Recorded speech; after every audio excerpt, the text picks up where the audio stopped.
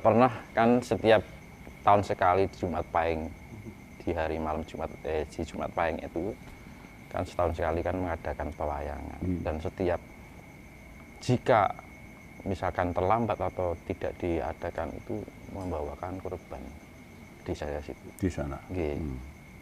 Lah suatu ketika saya nonton wayang, pas waktu itu perang sakral antara Arjuna melawan Adipati Karna. Tiba-tiba saya dikonek sama yang istilahnya dahyangnya situ, yang namanya Mbah Saltu. Jadi saya nonton wayang posisinya. Kan biasanya kalau orang spiritual kan tanpa kita ngonek, mereka konek, kita respon kan gitu kan. Loh, Mbah. Nah, akhirnya saya tanya, penasaran. Mbah, lah kok di sini setiap tahun ngadain acara, loh langsung angin. Setiap ngadain acara kok selalu misalkan tidak ada diadakan acara kok enggak selalu terjadi korban gitu kan. Terjadi sesuatu. Saya menanyakan kayak gitu. Terus Ger, kowe ngerti yo iki nek ora ana taat gawe ngene iki wong padha nyepelekke mungkin budaya sing diarani pewayangan Bratayuda tekan sprene ora bakal iso mlaku tekan sprene. Nah itu kan. Oh ternyata ada sisi baiknya di situ karena pemikiran manusia dengan pemikiran orang jiwa-jiwa metafisik itu beda. Mungkin kalau secara orang kan mikirnya oh kok ini jadi akhirnya kayak menuhankan, nah kan gitu secara orang yang berpikiran negatif kan gitu. Ternyata mereka justru malah memikirkan mempertahankan keluhuran manusia melalui budaya pewayangan. Karena di balik pewayangan itu banyak makna-makna tersirat dari kehidupan. Gitu. Nek ora tak gawe ngene budaya iki lho wayang Bratayuda sing dienekke ngene iki ora bakal kelakon tekan sprene. Oh ngoten nggih. Terus ngeten. Kowe simaken apa to sejatine cerita ning pewayangan Bratayuda. Sampai saya dikasih tahu kowe golek ana sakjroning artine ana ning gunungan kaya apa. Kenapa kok dienekke wayang Bratayuda sampai oh nggih Mbak kula pelajarane, kula kupase. Akhirnya dengan itu ternyata saya timbul kesadaran untuk mengupas itu. Lebih mendalam ngeten. Walaupun sebelumnya sudah kan gitu. Ternyata kenapa harus ada gunungan kan gitu kan. Gunungan itu kan selalu dipakai untuk pembukaan dan penutupan wayang kan mesti kan ngoten. Nah ternyata di dalam gunungan itu kan ada simbol Singkara Bala dan Balukpata yang itu dua raksasa ya penunggu rumah ini. Nah itu sebenarnya pintu awal orang memasuki sifat angkaranya, gitu. Gerbang, katanya di dalam diri kita tuh mempunyai sifat angkara, makanya disimbolkan empat sifat di dalam tubuh manusia itu disimbolkan dengan hewan, gitu, ular, macan, banteng kan gitu kan. Nah, kenapa disimbolkan hewan? Karena sebenarnya sifat manusia itu terdapat sifat hewan itu sendiri jika tidak mau memeliharanya. Jadi makanya itu sama aja yang Pandawa 5 itu kan Puntadewa kan getih putih yang sifatnya suci. Sing ini sifatnya kan sifat sebenarnya punya sifat hewan tadi. Ini harus ada sinkronisasi, keseimbangan. Makanya kalau ini nggak ditoto, agak diembang karo Kang Mase ini yang pertama, mereka akan sifatnya liar. Makanya kan raksasa kan sifatnya liar. Nah liar itu kan simbol dari hewan itu sendiri. Makanya kenapa alasan leluhur kita memberikan simbol empat sifat di dalam tubuh manusia itu dengan bentuk hewan. Nah karena ketika orang itu tidak mampu mengendalikan sifatnya, maka mereka perbuatannya akan seperti tidak selayaknya manusia. Dia nek masalah simbolisme dan sebagainya kuwi ngono kuwi. Nek sing arani otake gathuk enek. Terus enek sing tapi justru yang penting malah leluhur kita membuat itu dengan penuh logika. Iya, Rasional. Rasional. Karena zaman sekarang kenapa dianggap mitos? Karena otaknya belum sampai. Jadi dianggap mitos. Ya. Kalau orang sudah menemukan secara real bahwa itu sesuatu ilmu yang benar-benar rasional. Bratayuda apa nek Mas Tinus memanai apa?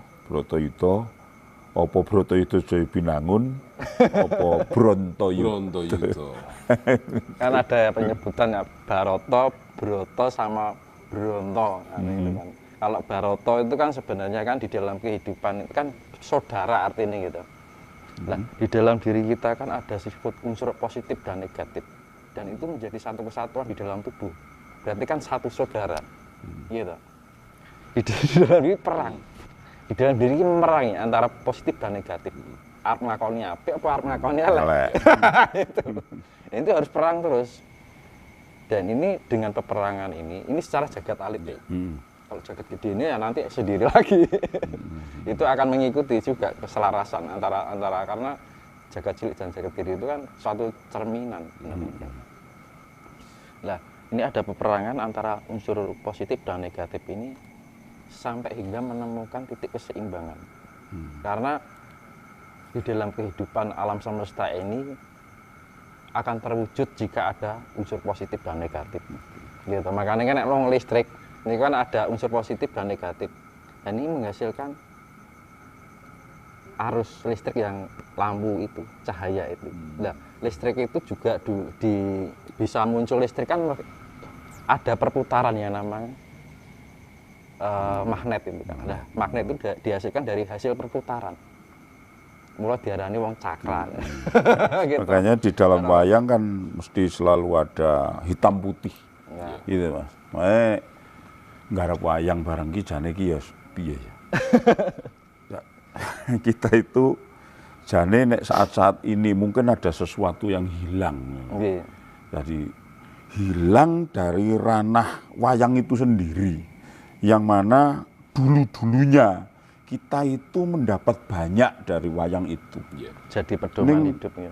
Sekarang itu ada banyak yang hilang kayaknya. Tidak salah, generasi kita yang sekarang tidak salah, tapi kemungkinan itu juga kehendak yang Maha Kuasa, juga kehendak alam itu sendiri, dan mungkin juga kesalahan dari kita sendiri sebagai manusia yang juga tidak mampu menyelaraskan antara positif dan negatif tadi. Sehingga kalau di dalam wayang kan jelas, misalnya dalam Ramayana itu kan mesti ada pertempuran antara Rahwana dan Sotowis. Ya, itu ada maknanya ya. Mesti engko nek di lain waktu ganti Ramayana sing kita gandeng sekarang itu memfokus di Bharatayuda dulu ya. Itu positif negatifnya Pandhawa itu ming 5. Kurawa 100 gitu. Ki jane nek dihitung secara jumlah itu kan tidak imbang. Tidak imbang. Ning kok akhire Menang. Kok menang sing 5. Sing 100 entek, sing 5 jek utuh. Bratayuda jek utuh kan. Kan itu sampai Pandhawa moksa, Pandhawa jek utuh sampai moksa jek selamat. Lah berarti di sini nek Mas Sulu sebagai orang muda berpandangan opo tentang ini? Tentang ini loh, positif negatif, Kurawa 100, Pandhawa mung 5, dan juga mengapa ya kayak di Bratayuda di desa tertentu kok Dursasana barangi kok koyone anu banget ya, koyo tokoh banget, koyo dominan banget, dan kok kayak mengalahkan Salya, koyo mengalahkan kehebatan Bisma, koyo mengalahkan keunggulan Karna itu ki ngopo to? Jenenge Dursasana ki opo? Ya. Ya. Baik, kalau saya mengamati sejak kecil sampai sekarang berkecimpung di dunia pedalangan, di dunia wayang, memang seperti hukum alam tadi antara positif dan negatif, dan itu sudah menjadi rumusan bahwasanya di kehidupan pasti ada bukan masalah baik dan buruk, karena itu relatif, itu sebuah pilihan juga, tapi itu peran yang harus dijalani oleh orang yang memang dilahirkan di dunia atau dititahke, ya memang harus menjalani itu sebagai kodrat jalan dari Tuhan. Makanya istilahnya setiap orang mempunyai jalannya masing-masing, dan itu memang sejak lahirnya sang Adam pun dulu ketika berputra 1-2 orang sebelum banyak orang pun itu kan sudah ditunjukkan bahwa itu ini berperan seperti ini berperan baik antara Habil dan Habil itu, bagaimana mereka dari satu keturunan tetapi bermusuhan, punya peran yang sangat berlawanan sekali, dan itu kemudian sampai turun-menurun sampai ke berbagai peradaban dan berbagai generasi seperti itu, dan itu menjadi oleh Tuhan memang diciptakan sebagai sebuah pelajaran.